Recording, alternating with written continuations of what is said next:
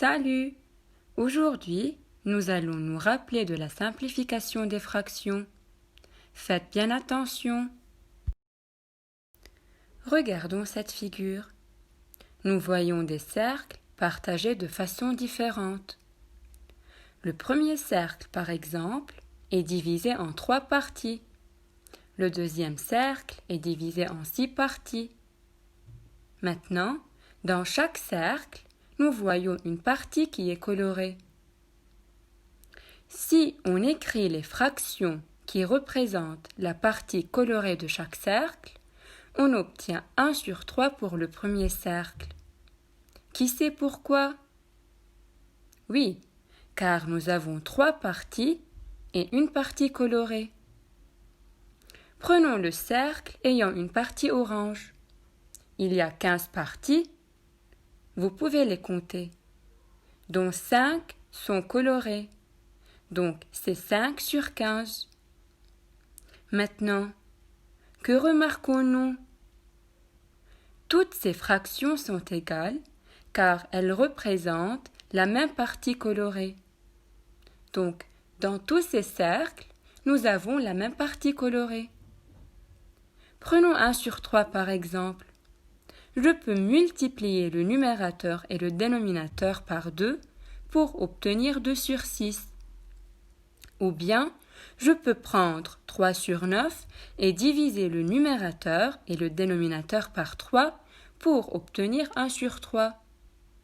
Donc, pour obtenir toutes ces fractions, nous pouvons multiplier ou diviser le numérateur et le dénominateur par le même terme. Simplifier, c'est écrire la fraction avec le dénominateur et le numérateur les plus petits possibles. Donc, si je ne peux plus réduire une fraction, elle est simplifiée. Prenons la même figure.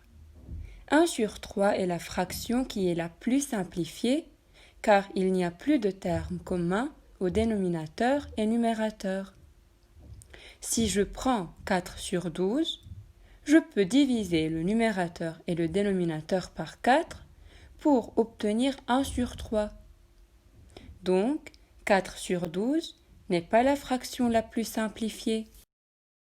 On simplifie une fraction s'il y a des termes communs au numérateur et dénominateur, et si les termes de la fraction sont multipliés entre eux.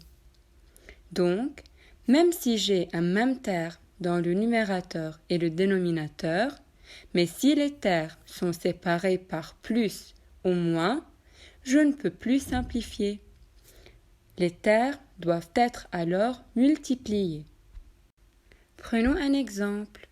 Nous devons simplifier. 2b plus 3 sur b plus 3. Cela est égal à 2 fois b plus 3 sur b plus 3. Est-ce qu'il y a un terme commun qui se trouve dans le numérateur et le dénominateur? Oui, il y a b plus 3. Maintenant, est-ce que les termes du numérateur et du dénominateur sont multipliés? Dans le numérateur, on a 2 termes. Le premier terme est 2 et le deuxième terme est b plus 3. Ces 2 termes sont multipliés. Nous avons 2 fois b plus 3. Dans le dénominateur, il n'y a qu'un seul terme. Donc, dans ce cas, on regarde seulement le numérateur. Donc, on peut simplifier, car les termes du numérateur sont multipliés. Mais faites bien attention. S'il y a 2 termes dans le dénominateur, ils doivent être multipliés pour que nous puissions simplifier. Maintenant, on a vu qu'on peut simplifier 2 fois b plus 3 sur b plus 3. Mais comment? On divise le numérateur et le dénominateur par le terme commun, qui est b plus 3. 2 fois b plus 3 divisé b plus 3 nous donne 2 fois 1, car b plus 3 sur b plus 3 est égal à 1. Et en divisant le dénominateur b plus 3 par b plus 3, on obtient 1 encore. Donc, la fraction finale est 2 fois 1 sur 1 qui est égal à 2. Simplifions 2 fois x plus 2 au carré sur 6 fois x plus 2. Puisque les termes sont multipliés, alors je peux simplifier. Maintenant, cherchons les termes communs. Il y a x plus 2. Donc, on divise le numérateur et le dénominateur par le terme commun qui est x plus 2 et j'obtiens 2 fois x plus 2 sur 6 fois 1. Car x plus 2 au carré divisé x plus 2 nous donne x plus 2 et x plus 2 divisé x plus 2 nous donne 1. Maintenant, est-ce qu'il y a des termes communs entre le numérateur et le dénominateur?